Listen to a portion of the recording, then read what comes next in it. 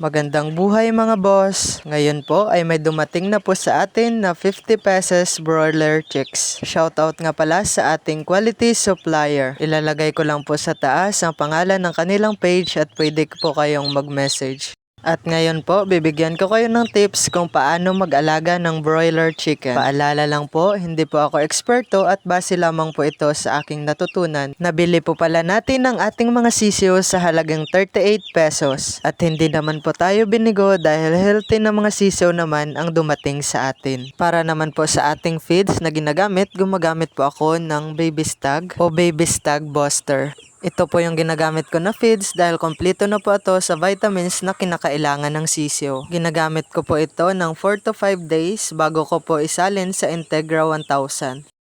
Pero mga boss, bago po tayo magpatuloy, nais ko lang po i-share sa inyo ang Word of God na mula sa Psalms chapter 46 verse 10. Maikli lang po ito na verse, sabi dito, "Be still and know that I am God." Ang verse na po ito ay nag-encourage po sa atin na kahit ano mang pagsubok ang harapin natin sa buhay, ay dapat patuloy nating kilalanin ang Diyos. Patuloy tayong magtiwala sa Kanya at patuloy tayong magsilbi sa Kanya. Dapat po ay walang sitwasyon, panahon o pagsubok ang makapapigil sa ating pagsisilbi para sa Panginoon. Kaya ikaw na dumadaan ngayon sa pagsubok, kumapit, tumawag ka lang sa Panginoon at magpatuloy. Padayon.